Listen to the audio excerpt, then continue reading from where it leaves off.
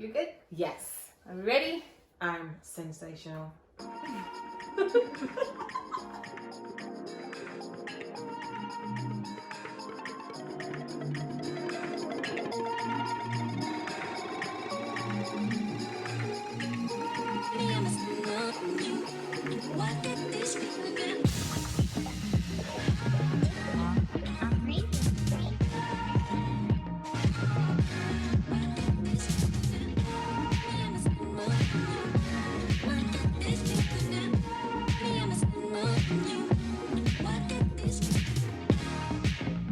Alright, welcome back Again. one more time. One more time. This is episode 3 for us at So Basically podcast, which is wild. I'm excited. I'm excited.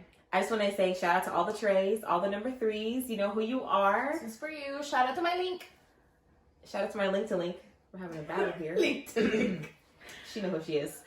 So is mine. I'm just saying.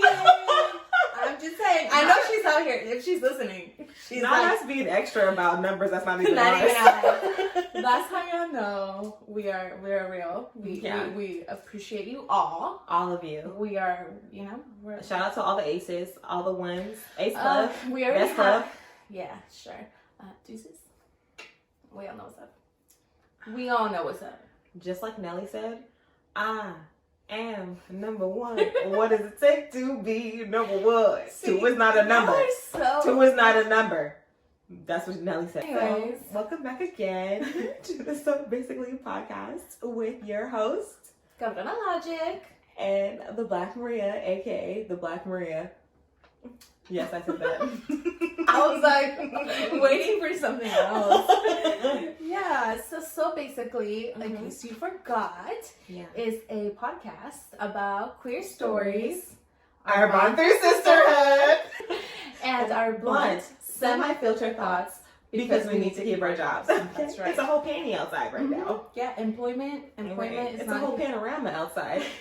It's a whole pan dulce. Ooh, I want some now. Sounds so good. That's the new one I heard. So we are here, episode 3.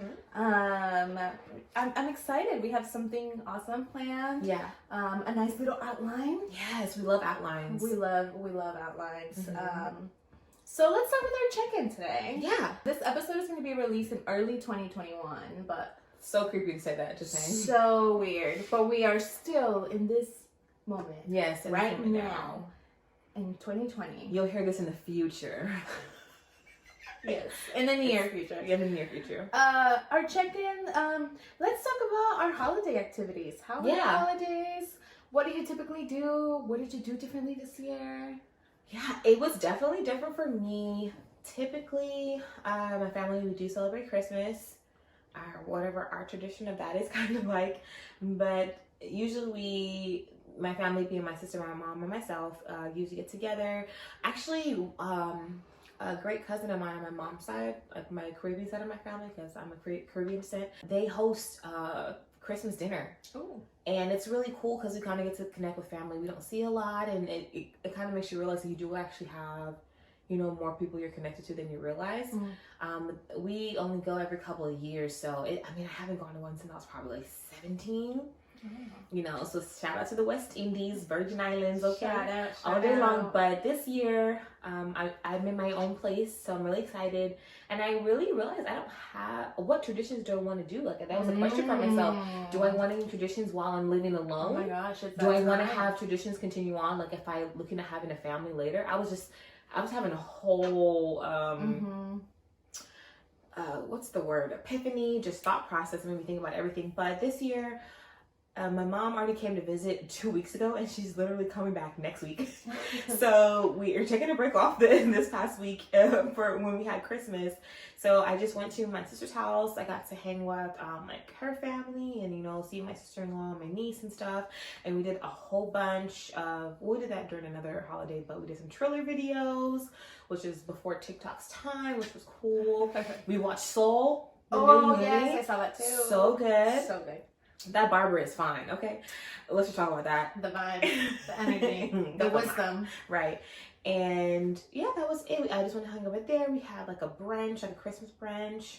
We watched SOOO, hung out, I checked in with some of my friends, and that was pretty much it. I came home, I relaxed, and it was really chill. And I did that for both Christmas Eve and Christmas Day. Okay. Yeah, I checked in more with my friends on Christmas Day because it kind of seemed like everybody winded down by like early afternoon. Everyone's like, well, so what are you doing? What are you up to? What are you doing? So I had to check in with them.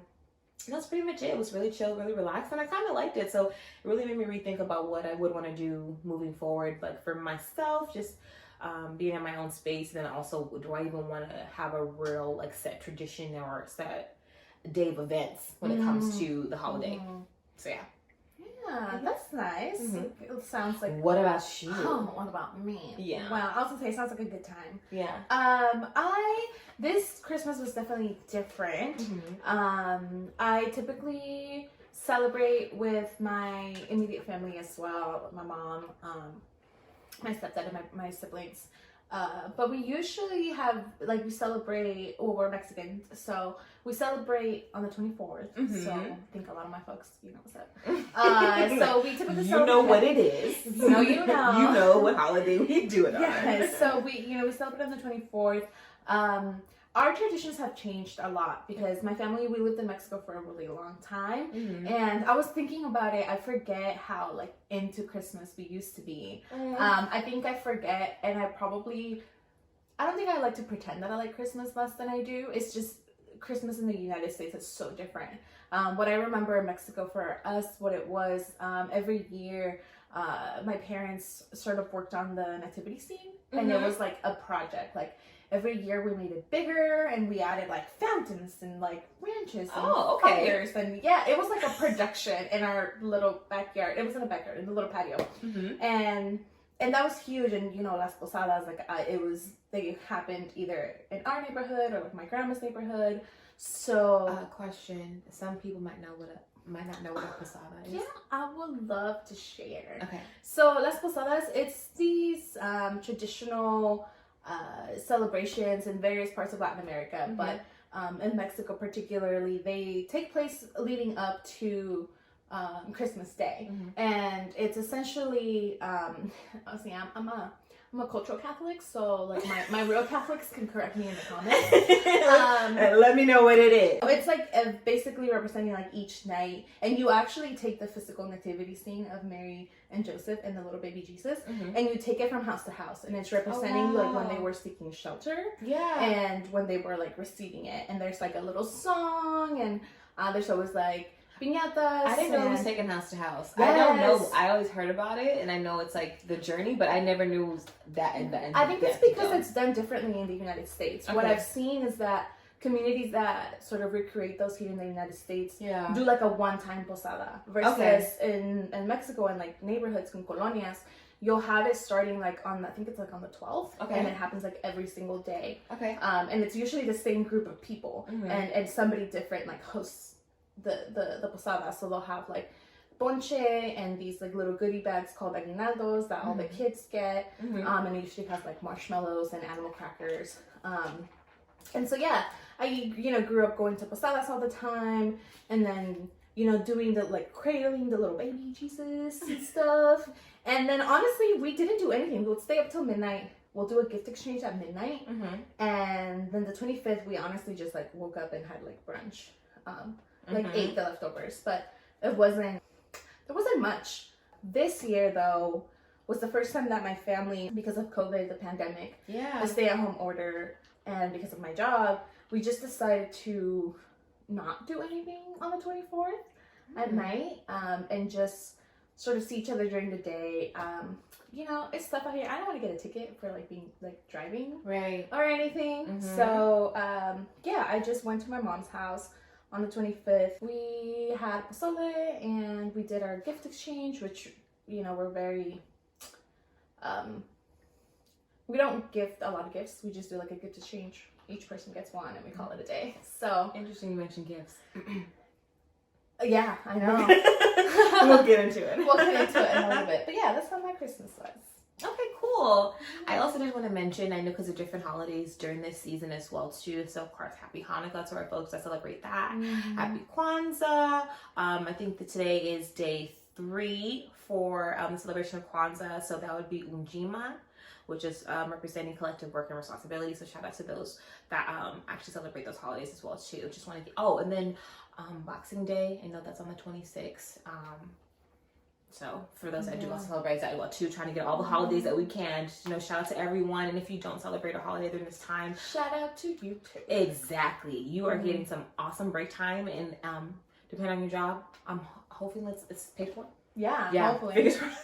Everyone's different situations, but definitely shout out to you. Okay. Yeah. Very much so. Now, we didn't get to do this last episode, but we're definitely overdue. It's time for, you want to say it with me? A petty party! It's just time for a petty party. I think we're definitely overdue. So many things have been happening. So what's the haps? What do you want to do this petty party about? What's on your mind? So I tweeted about this last night, and it, as you hinted, has to do with gifts and gift giving. I basically saw this post, which I see a lot during the holiday season, which is, the look at what my partner got me, and you proceed to have, let me count just on this particular picture. Right. 1, 2, 3. Once again, no shade 7, 8, to 9, 10, people that do that. If that's you, that's awesome. It's just something that I guess in our characters that we're just not. It doesn't align. Yeah, it's just not in our chakras. It's not in our vibes. And I think as a disclaimer, all of our opinions, everything it's like our individual. Yeah, and sometimes we won't agree, but I definitely agree with you on this one. Yeah, for sure. I think the reason why we are so close is because we agree in a lot. Yeah. But we won't always agree. So in this particular picture, I won't expose the user, but there's about 13 items that I can recognize. Some is name brands. Lots of name brands. Yeah. Price tags are high on lots of jewelry, like multiple pieces of jewelry, multiple pairs of shoes.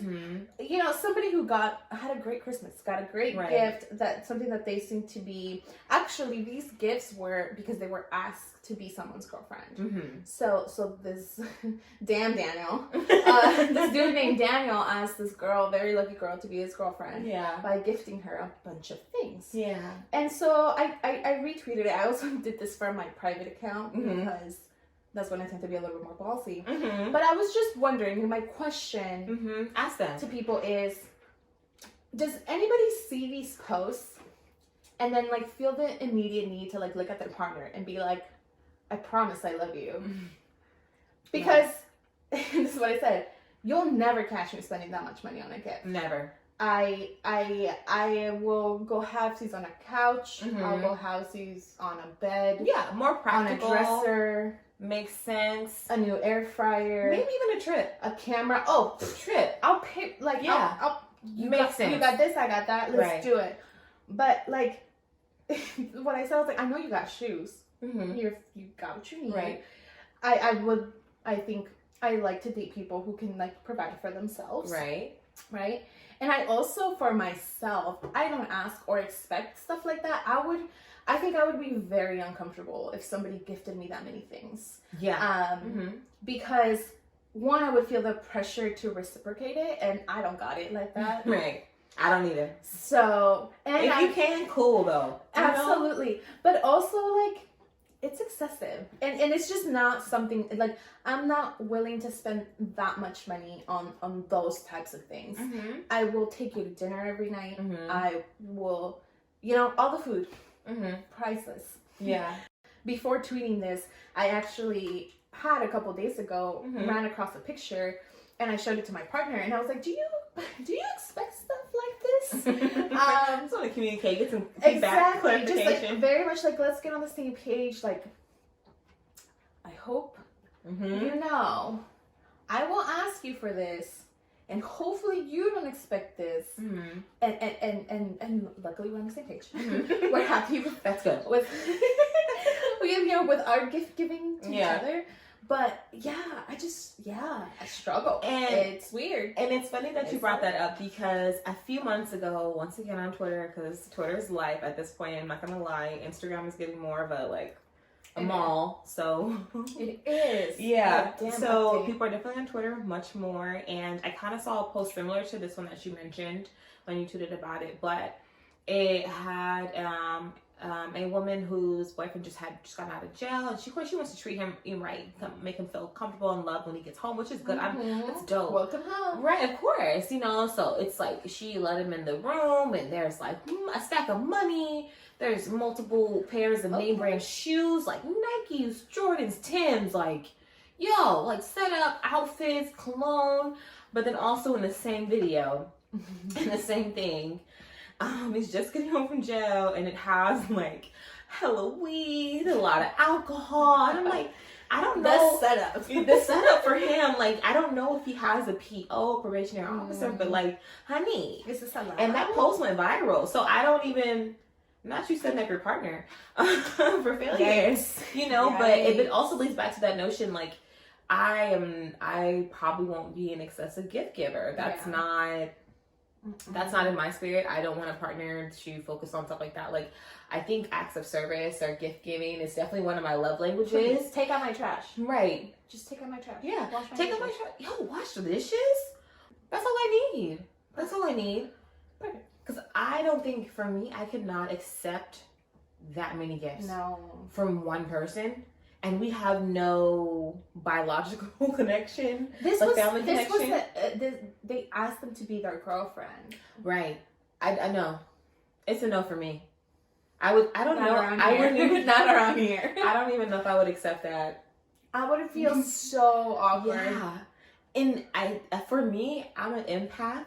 So I'm already thinking, like, you decked out this whole thing. So in my head, I'm already processing, I'm obligated. You're not getting the reaction you're gonna want.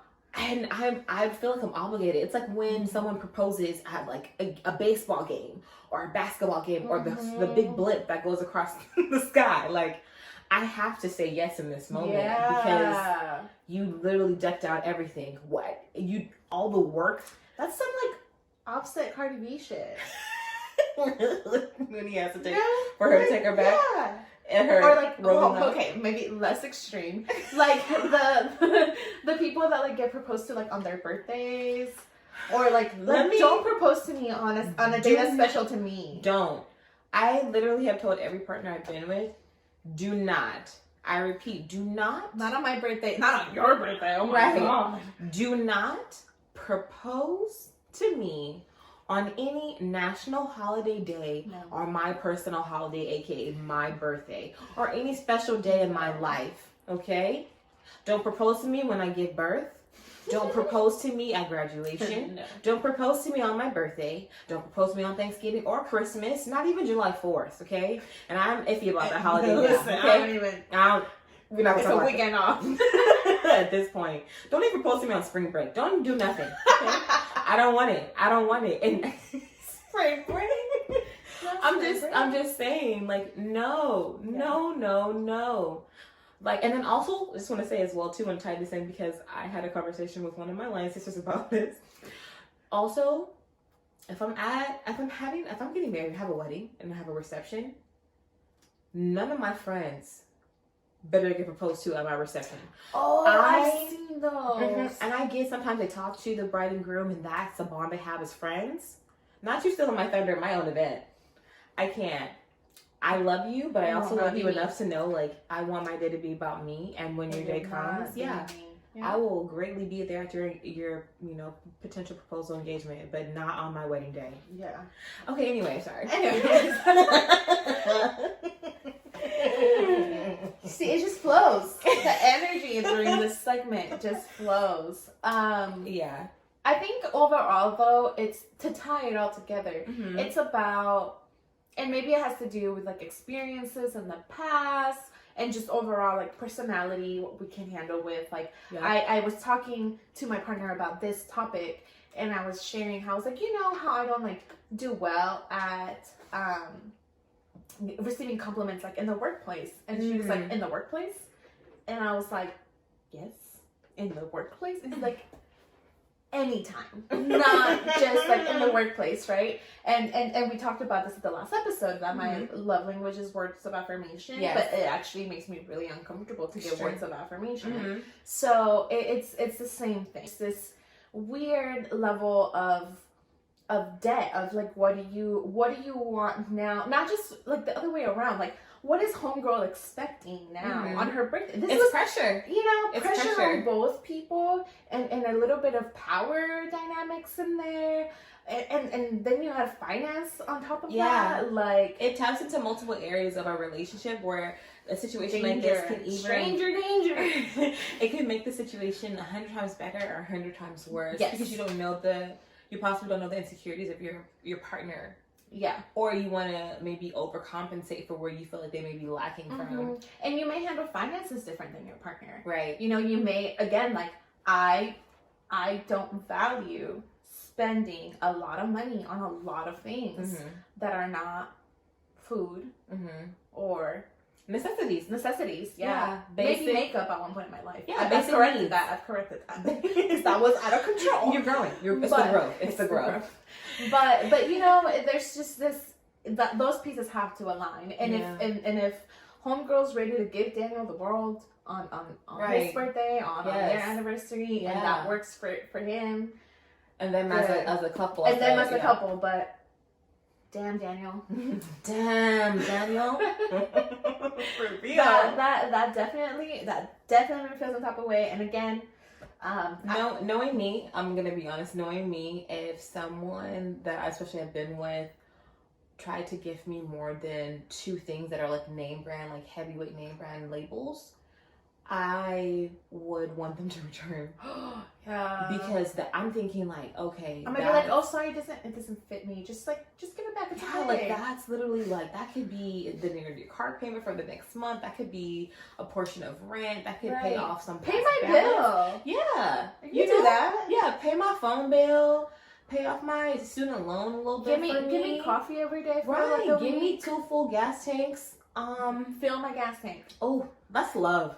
Yeah, but even then, actually, I will say even things like the gas and stuff, like it's tied to money. Like like help me load up my car when I need to. Like help me run this errand. Help me brainstorm on a project. Yeah, listen to this idea that I have. Again, like the other day, I was like, support our podcast. Little things. There are many things. Right, and many other things that don't even have to connect to money.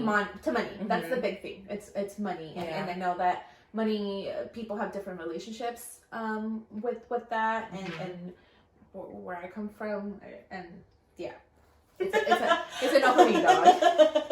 It's a no for me. I'm weak. Yeah, I don't do that I don't do that for myself. I don't.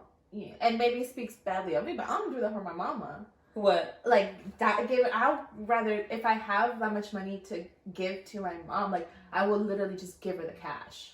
Like, or give her, like, Visa gift cards that she can use as cash. It's like, I'm not gonna buy her a $300 purse. No. Because, first of all, she looks great in the purses that she has already. And second of all, I'm gonna give her the money and she can put that wherever she needs it. Right. So sometimes I feel the same way for people. Like, on my birthday, I used to... I don't know, I feel weird when people ask me what I want, because I'm just like, just give me money. Yeah, as I get older, I know where it needs to go. I value gift cards. Yes. Or just cash. You know? Yeah. Like, I got 2 cards for my birthday birthday/Christmas, because that's what happens when your birthday's in December. Shout out to all December babies. Yeah. They already know. It's either... We know the struggle. You know the struggle. It's either early Christmas gift or a late birthday gift. I don't know, maybe it's a cultural thing as well, too. Maybe. I've never appreciated it this much, like, this year. Yeah. Like, I remember getting a few gifts like that, like, more monetary gifts when I was younger, and I was like, oh, this is so cool. $10, I'm rich, you know, or $20, oh my gosh, like, I'm saving for my favorite toy. But even getting, like, $20 for something now, I'm like, wow. You love me. You love me in your heart of hearts. You get me. You understand me. You know what I mean. You want me to live. That's how I see it. I'm like, okay, that's food. That's you want to help me. You want to help me, right? I'm like, that's either food, water, gas, and that's shelter, portion of it, like that. You care. You get me. So definitely. Agreed. Point is, Daniel, shout out to you. Make that girl happy. Right. But hope your pocket's all right. Right. Oh my God. So since y'all will be hearing this in 2021, but we're still in 2020 at the current moment. Shout out to one of our sorority sisters, aka the original Ink. We'll give you all her information at the end because she's super dope. Hi, Dean. Hey, cousin. We're cousins now, actually, so it's really cool. I have a sister cousin. But that's not gonna make sense for a lot of people. It's gonna be, we're sorority sisters, but now we're cousins. Because we have people that got married in our family, so it's really cool. So she's like my cousin. My sister with a C. Yeah. Or my Sozen. She's gonna be laughing. Yeah. Sozen. I like it. It works. Whatever. But they gave us this awesome idea. They their original idea was 21 things you're leaving in 2020. So we decided to change it to 20 things that we're leaving in 2020, and we are splitting it between ourselves. So I have 10, and Elijah has 10. So we're gonna go through this right now. Some of us are kind of the same because it's twinsies. Can't but help it. Do you want to start it off? Yeah, I'll start off. My first one, it came right away. One thing, or the first thing that I'm leaving behind in 2020 are excuses. What are those? Ooh. Leaves them like, leave it. Do your thing. Right. Do your thing. Yeah, so it was funny we were joking about this because I think you have this on your list too. Yes. And you didn't know how to spell Okay, so it. first of all, let me just tell you, we were writing down our list. We wanted to make sure we had things down ahead of time, and I misspelled excuses. But I also just think it just reminds me that, I don't even know what those are. So, of course, I don't know how to spell it. Duh. How would you? Shout out if you know, you know. Hashtag if you know, you know. But, yeah, excuses, I think, for various aspects of my life. Otherwise, it would have turned into, a different, a longer list. But I think just excuses for myself, just giving myself the extra push. But also excuses from other people. Excuses from people and things around me, making excuses for the way that other people's actions make me feel, in the workplace particularly. I'm done with, just nonsense and excuses. It's gone. We're letting it go. Yes. And we're leaving it in 2020. Yeah, so that... little ASMR for you. The nail game. That counts for 2 because we both had it on our list, right? So that's 2 out of 20. Just to make sure you're on top of us. 20 is a lot. So I want to show you what's number 3. What's give me something on your list. Yeah. So for number 2 for me, I have my insecurities. I told myself, I think starting at 26 was a way for myself to start really accepting who I am or who I want to be. I had this real identity crisis, and I grew up kind of being a goody two shoes all the time. And once I got to college and just throughout adulthood, especially being 21 and older, I really thought to myself, certain things that I do, am I doing this because this is actually what I want to do, or am I doing this because I have this obligation or expectation from other people of me being this quote unquote good person that I have to do these things. So when I turned 26, I also made the decision to get my locks at that point because I told myself I want to wear my natural hair in whatever state that is best for me. And for me, it was locks. And that was a part of really accepting myself, because before that, I would wear wigs, weave, braids, French braids, cornrows, all that stuff. I would not have my natural hair out for more than a day. Legitimately. So that was also part of me accepting myself, and just kind of me over the years getting some of my piercings back and a little more tattoos, feeling rebellious to whatever goody two standard I had, standard I have for myself. It's been a process of really accepting me and not really caring what other people think. So I'm really over my insecurities. Not saying that they disappeared. They didn't dissolve into thin air. They still are in my brain. They still affect me on a day-to-day basis. Right. But I'm no longer going to let them hold me back. I still might have episodes where I slow down on things or might not go full force or something right away.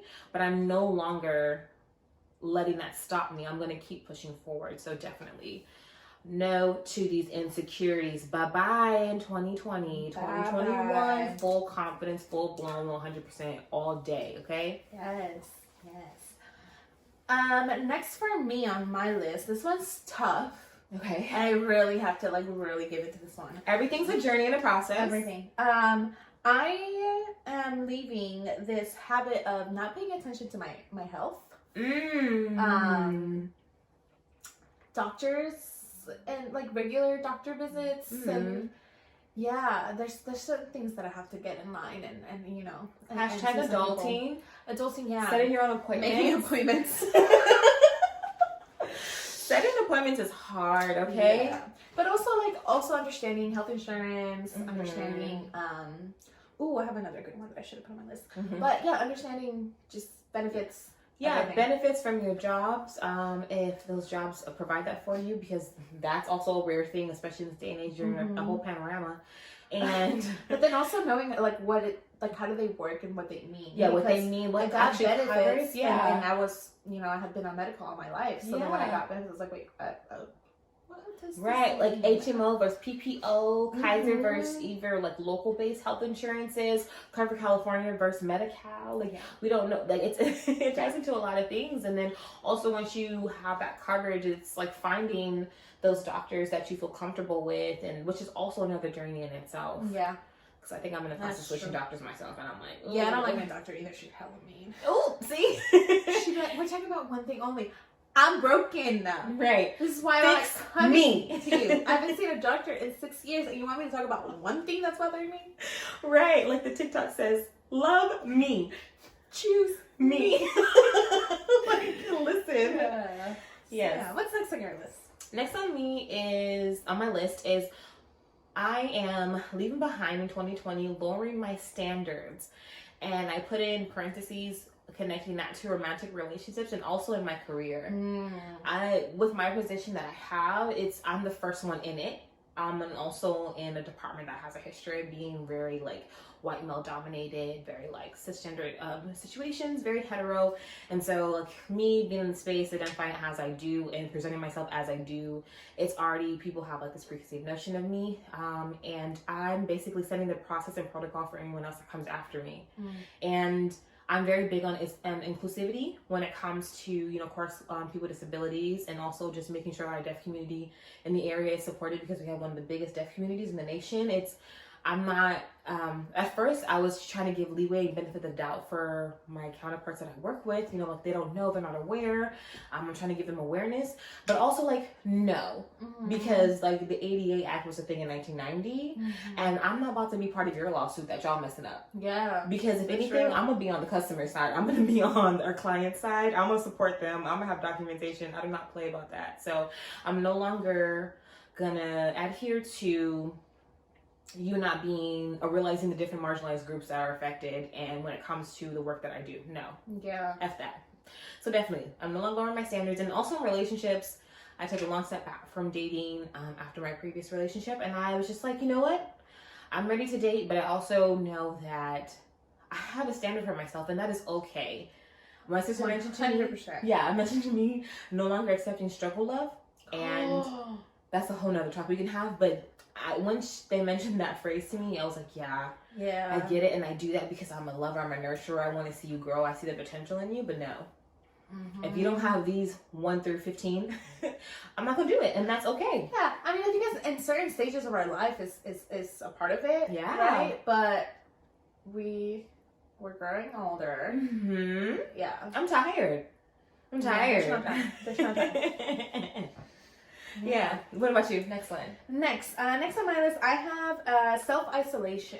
I do that quite often, and I did that for a long time for other reasons, but I think what would be your definition, or how would you describe self-isolation? I think I keep a lot of things to myself when they are challenging, and I try to process a lot of things on my own. I think I don't share a lot of my successes with people, and I also don't share my struggles. I try to solve everything But I think, you know, pre-pandemic, I definitely didn't make an effort to stay connected with people. Pre-panty.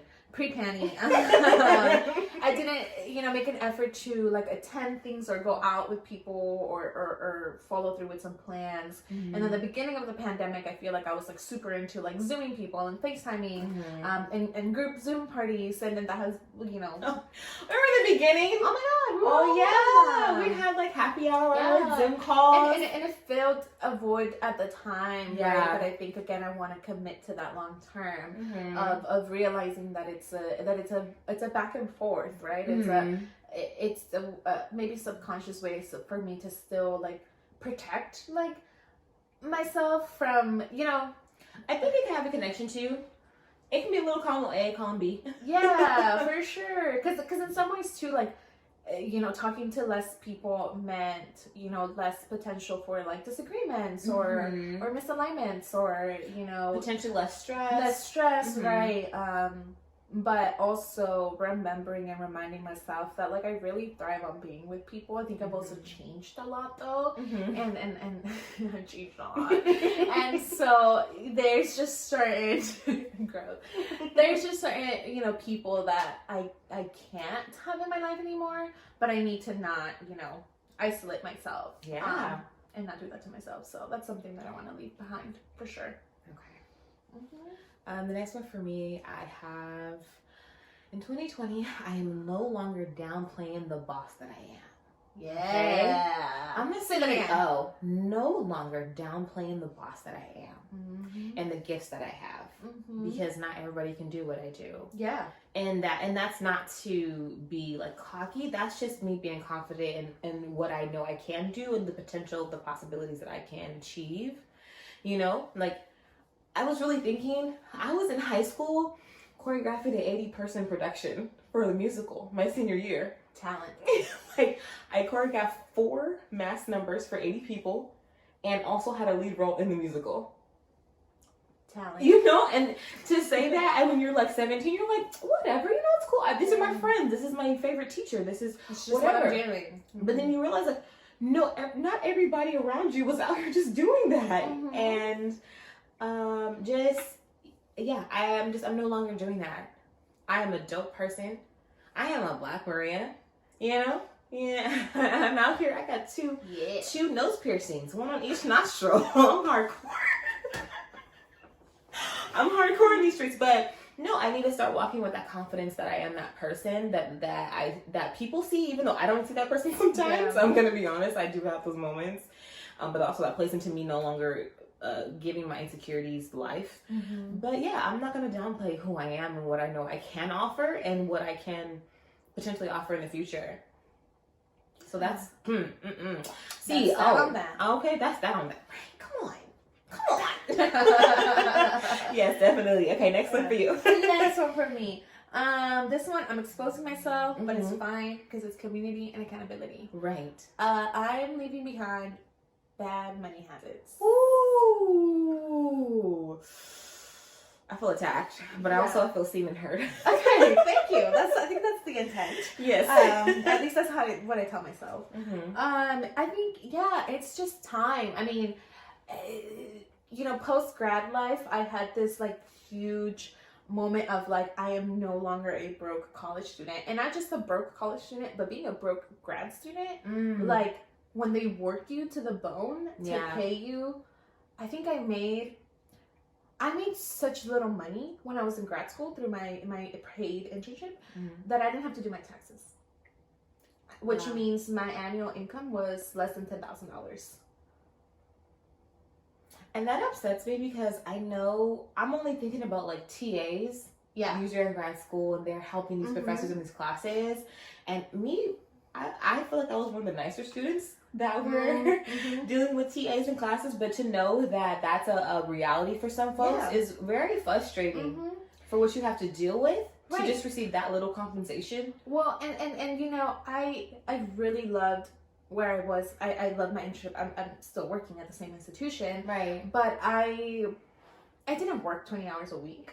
That's not what got me the opportunities that I got then later, right? I was hired. right as soon as I graduated, they were like, how much time do you want off? Then you which start is a flex. Which is a flex. Which is a pure flex. It's shout out. Thank you. But also, like, what I had to do to get that is for 2 years work. You know, well, actually, my first year I worked that job that I didn't make enough money to do taxes. The second year I had to get a second job. Oh. So I was working full time, but being paid nothing still. But luckily that landed me a full-time position right after. Yeah. What has happened since, though, there's almost this weird trauma with finances that I gave myself, and I try to time it. I gave myself a year of like, I can't deprive myself.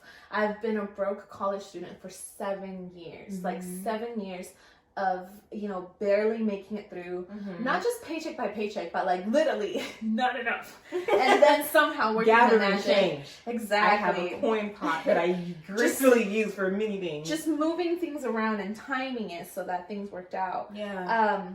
But now I think, you know, I'm a few years post-grad. I have to start thinking more long-term, but also more like knowledge. Like, how do I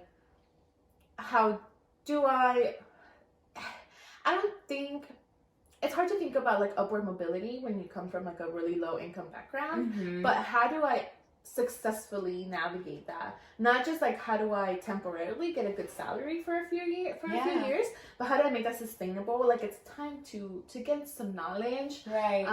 And I really need to invest in that, like invest the time to educate myself on like the best way to handle my credit, to handle my debt, to handle, you know, savings. Because that's another reality that comes into mind after you finish school, whatever level that is now looking at student loans and repayment, and if you want to do a forbearance, or are you just going to let it slowly, you'll be delinquent and then default in them, because that will play a part into your credit and other things. And if you want to go back to school, it's a reality check that, especially if you're a first gen or really someone that wasn't raised in a household that really focuses on good credit and what that looks like, it's a whirlwind for you. It's overwhelming and it's stressful. Yeah, you don't. Yeah. So, but you know, again, I gave myself the grace, and now I'm like, okay, now I gotta get it together, and now we gotta take some initiative and do some strategizing and do some budgeting and sticking to it. So that's one thing I'm leaving behind. I love that. Yeah. Okay, next for me. I think, did you have that one too? No. Wait, what was the bad money habits? I can relate to that one. Okay. Did I? No, I don't think so. I didn't write it on my list, but I definitely resonated with you on that one. Oh, good. I want to catch the ones that we duplicate. Yes, definitely. 2020 was definitely a big goal for me when it comes to finances, so I talk about it. Hashtag affirmations, though. I wrote my goals down for 2020, and it happened. Just saying. The next one for me, though, I am leaving behind in 2020 the lack of utilizing my network. Ooh, and that's a good one. That's a good one too, because and it's so funny. I was talking to my older sister a couple days ago, and being in our sorority, like, you know, that's one of the kind of things they tell you, just overall when it comes to Greek life. They tell you, you'll have a network after after you are initiated into the organization. After college, some orgs look at it as a lifetime thing, some don't. And it didn't really hit me until I think I saw about 5 of our sisters on social media launch their businesses. And it made me look like, damn. Right. My sisters are out here doing their damn thing. Opening private practices, having online boutique, photographers, being a career consultant, just so many different, some of them are becoming doctors, whether that be actual doctors in the practice of medicine, or physical therapy, occupational therapy, just so many sisters doing so many things. Some are lawyers, some are on TV productions, artists, music artists, designers. And I was like, oh my gosh, everyone around me is doing the damn thing. And I was like, oh, right, you're in a sorority. That makes sense. And I remember I was struggling to kind of figure out an idea about something, or thinking about when we wanted to start our podcast and trying to do a photo shoot or have pictures. And I was like, I literally know a sister that, I know multiple sisters, but I know one close, like my line sister, that is photography. And I'm like, why didn't I ask her? Like, I was frustrated that I didn't think already. Yeah. Why didn't I have the already, like, oh, I know a person that does that automatically. And that's, I'm done with that. I'm done with that in 2020. I have so many people around me that are willing to support me, and I want to support them, and that are willing to just help me with resources. Yeah. As hashtag use your resources, if you know, you know. But I was frustrated with myself. Like, why didn't I think of that? Mm-hmm. Or even utilizing certain things like LinkedIn or certain groups that you're in on. I hate LinkedIn. I don't really check it. But every time I go on, I'm like, wow, people are doing a lot of things. And they post so much. It's like Facebook to me, but I'm also not on Facebook like that. So that's a good one. I need to add that one to my list. Yeah. So next one for you. The next one for me, I'm calling this third party guilt. Ooh. Yes. Hashtag third party guilt. But you want to explain what that is? Yes. I'm letting go of all the third party guilt. Basically, there's a lot of things that in my there's a lot of things in my life that I do have to take responsibility for. You know, relationships, fallouts, whatever. I don't think that there's like that many that I'm responsible for, but I think Sag vibes. It's not on me at all. Like, I'm sorry, but not really. Right. Yeah. Maybe that was such a sad thing. It's not on me. Damn, I bounce back. Okay. Sorry. The reality is, though, third party guilt is just speaking to any feelings of guilt that I have about things that I just don't have control over. There's certain things that cannot be fixed without the cooperation of the source that seems to be the most effective. Damn it, I sound like such a Sagittarius. But yeah, I'm just letting go of guilt that I may at some point sometimes still think about, but that I know damn well the other person isn't. Like, it's just not worth it. It's out of my hands. It's above me now. You remember that? Yes, it's above me now. So yeah, third party guilt stays in 2020. I definitely wrote that down. She mentioned it to me before we started recording, and I have like check marks. Yeah, that's totally me. So that's definitely one of mine. So that takes away one on here. I didn't realize I also have self-isolation on mine too. Oh. So that scratches that off for me. Okay. Now, the next one for me, which is number 7, is overextending my boundaries for others. Yeah, I have that one too. Yeah. I don't know if that's being an empath person. I don't know if that is potentially me wanting to just be a nurturer and a carer because of how I grew up or just some of the trauma I faced. I want to be there for others so they don't have to deal with that or to help them heal through their processes. I'm like, oh, I was a big person on that, but I am no longer gonna stress myself out and trying to compensate for other people in multiple ways. I realize that I have what I like to call myself as like the girlfriend holder for some of my friends. We were just talking about this. I was just talking about this with you. And we talk all the time. I'm over here giving you feedback on things. I'm helping you, realize, you have reality checks about your life. Epiphanies. You're accessing more of your emotions, and as soon as you get a partner, all of a sudden, you don't want to be my friend anymore. Ooh. Or you disappear. It's cold. Yeah, and I just realized, I'm like, mind you, I've come on my basis, and with these people in my life, I've been to be a friend, of course. That's what I want to be for you, strictly platonic. But, I'm tired of also when it comes to my friend base is to, like, if we set plans for something and just don't keep your end of the bargain, or I'm trying to always be the one to check in to make sure we're still going on or being flicked on at the last minute. And once again, I'm guilty of that as well. That's happened to me plenty of times, but I'm also telling myself that too. Like, I don't want to be that person to someone else. So I'm not going to overextend myself, and I would hope that now my friends won't do the same thing too. I want to feel that our friendship is beneficial for both counterparts. Yeah. That, we're both bringing 50-50 to the table. I don't want you to feel like you're doing 75 and I'm doing 25 because I know how that feels. So yeah, I'm just no longer overextending myself. I'm putting up my boundaries for my emotions, for my health, for my sanity, and we're leaving that in 2020. Yeah. Yeah. Hashtag it's a dub. It's a dub. It is.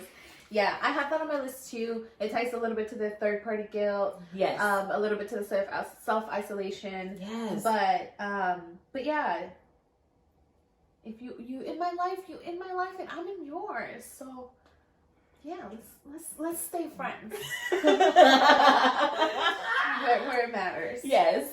I realized I also have another one that kinda is like your one of your earlier ones about your gifts What was that one? Downplaying the boss I am. I just put imposter syndrome, which is pretty much in similar ways, realizing I really appreciate my supervisor because she tells me, she reminds me, like, you're an expert at what you do. Like, no one else knows how to do your job.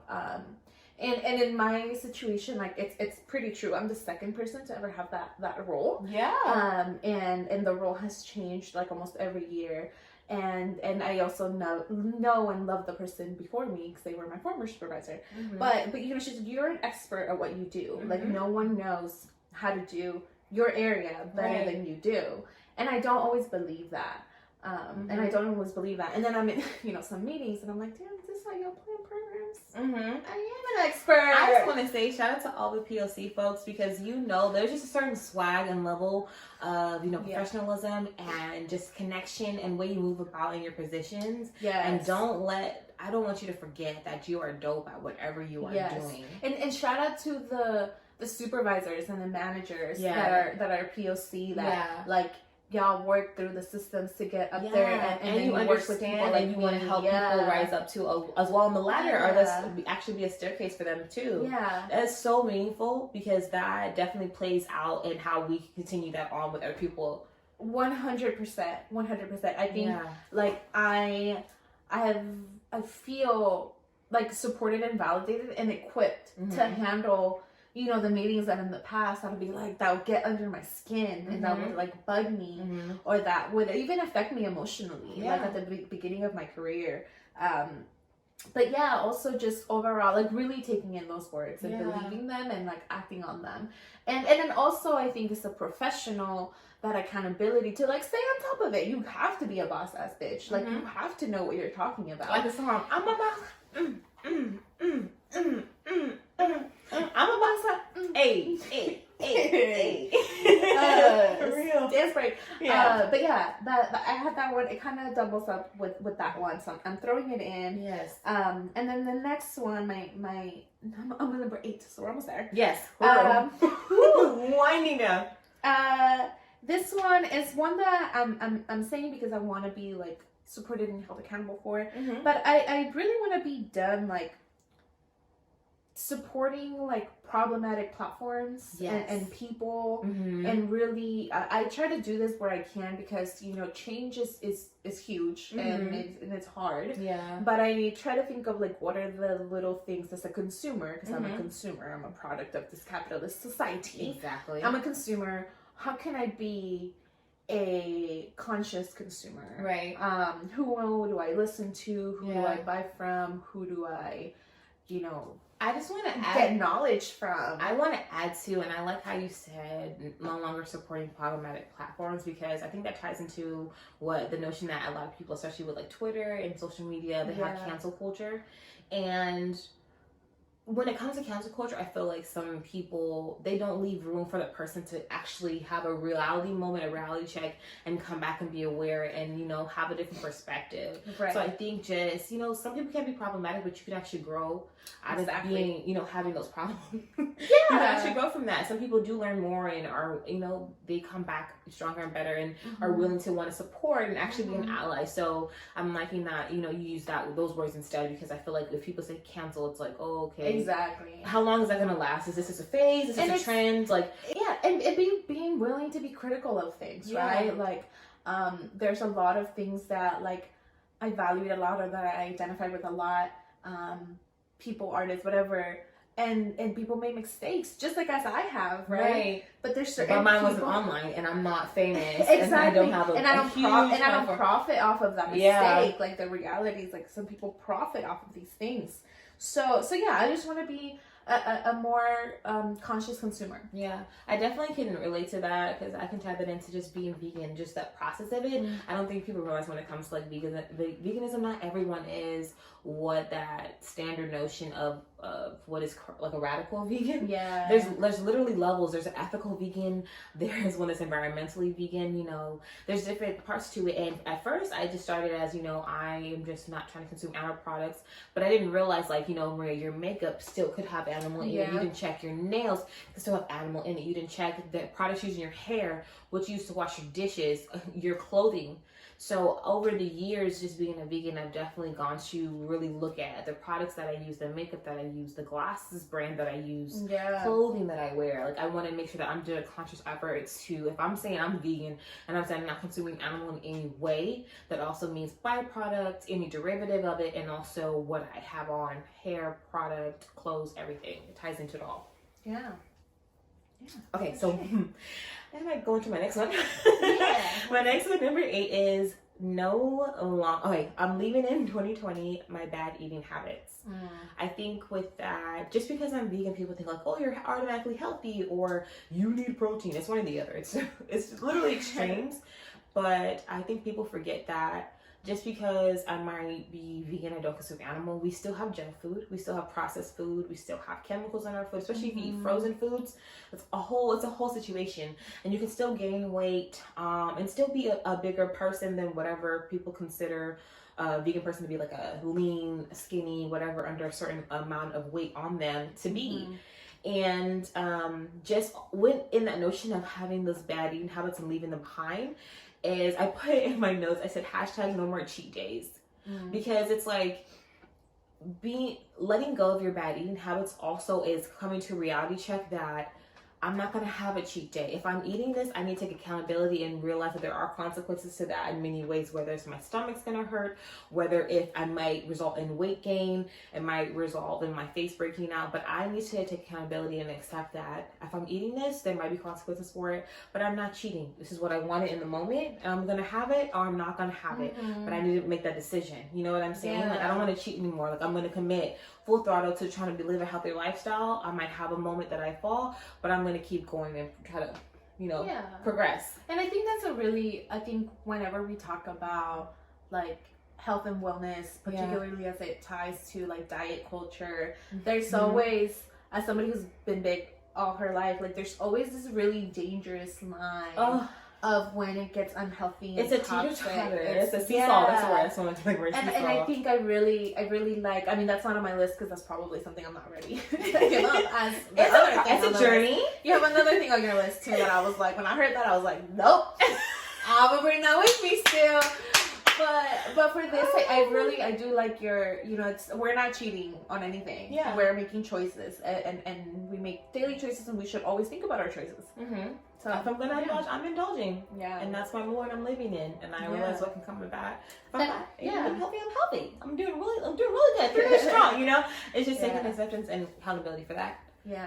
I think my next one was third-party guilt, so I have one more. Do you want one more? Okay, I have 2 more. Okay, so you go there. Yeah. So my number 9, which it ties a little bit with what I was saying, is my self-deprecating thoughts. We talked about internal business meetings last episode. Oh, hashtag internal business meetings. Yes. We love those. I think healthy internal business meetings are good, but I do have, as I think you and I both share, a lot of internal conversations, lots of talking to myself, and lots of immediate reactions of how I feel about myself that I want to really work on, and I really work on the way that I talk to myself, because I talk to myself a lot in my head. Yeah. So let's make it positive. so some positive internal business meetings. Yeah. Just honest. Oh, spoiler alert! You haven't seen Soul. That's definitely a perfect example. I think in that movie it kind of shows about self-deprecating thoughts and how that can definitely play into you kind of staying in that negative zone for yourself and not believing in yourself and doubting yourself with any future endeavors that you want to go into. So I have one more though. Number 10 for me is 2020. I am leaving behind. Drum roll. Dun, dun, dun. I am leaving behind my judgmental attitude. And that's the one I'm still bringing. And once again, it is a day-by-day process. I'm not saying, oh, it's January 1st, 2021. I'm no longer judgmental. I have no preconceived notions of anyone. I have no prejudices. I'm going to be honest, I do have those notions. It's whether acting on them is the thing. But I am just accepting people for where they're at And that goes for people I love, people I know, people I associate with, my family members. That goes for everyone. I'm not gonna hold grudges.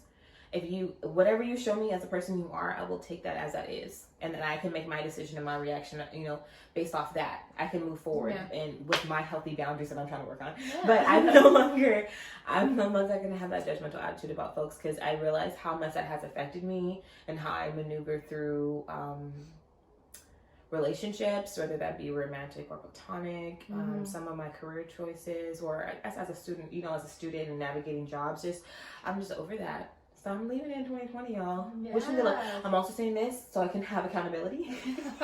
Support and accountability, SNA. Because I need it. But yes, I'm no longer bringing that. It's a new day. New year, new me. Yeah. I know, maybe my challenge would be to add that next year. But right. You can make it a goal. It didn't make the cut.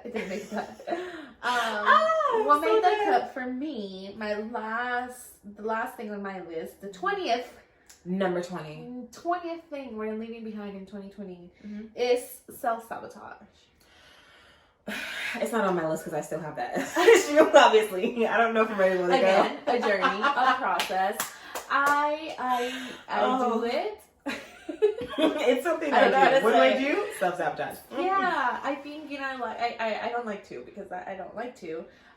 It's just my nature to sometimes set myself up. Whether that is, how I manage my time, how I manage my money, how I manage my positive attitude. Yeah. Just, relationships, friendships, everything. I really just, when I let my mind wander, and I'm like, okay, calm down. It's kind of equivalent to if you have an issue going on in your body and you check WebMD. Oh, yeah. It's like going down that rabbit hole. Which I do quite often. I still do that. All the time. Is that a form of self-sabotage? I think so. We need to get a psychologist on here to talk about it, because that is for I think it could be because you're sabotaging, at that point, you're sabotaging your well-being, like not your well-being, your mental state. Yeah, you're creating, panic and anxiety over something that not only do you not have the ability to diagnose unless you're a doctor and have all the equipment you need to diagnose, but just it's something you need to worry about at that moment until you have it. So I think have toxic tendencies, obviously. Oh, absolutely. I mean, I think I think about just when I start questioning things, I'm just like, don't even question. I just like, just calm down. Just literally, my partner will do this. He's like, tell your brain to stop, like that. Just take it for what it is. Take the good things, and don't look for something to go wrong. Don't prepare for something to go wrong, or maybe I like to be prepared. But don't set it up. Don't manifest for things to self-sabotage, and also just don't do things like.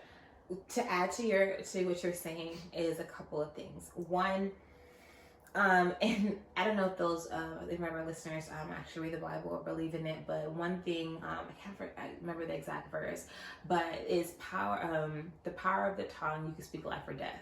Ooh. And that plays into different belief systems and ideologies, because it's with affirmations and manifestation is what you will speak, it will be. If you speak positive, there will be positive, and that's what my mom says too. Also, not to be biblical as well too, but if you think of something, it is so, and it has happened. So if you're constantly thinking negativity, if you're constantly speaking negative into your life, then that's what's gonna appear. That's what it's gonna present itself. That's all you're gonna be able to attach to when things happen. So if you think positive, there will be positive. If you speak positive, there will be a positive outcome. Not saying that I complain to everything, but it affects your view, your perspective, your lens that you look out of. And I definitely have that belief system, because I wrote down a list of 20 plus affirmations at the beginning of the year.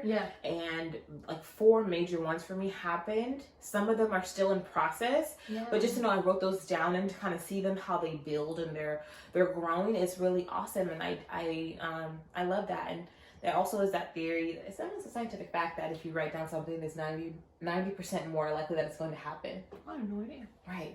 Also, I think that's why I like to write things down.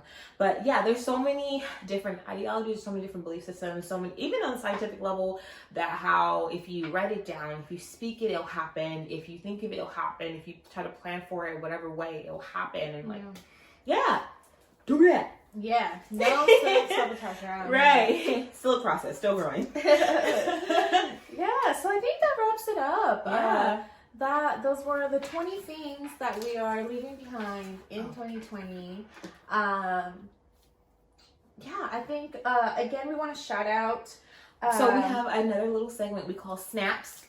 A little ASMR for you, okay? My nails are getting too long. I need to get them redone. I need to fill, but can I go first? Yes. Okay, so we want to give snaps to the producer that made our theme song, our track.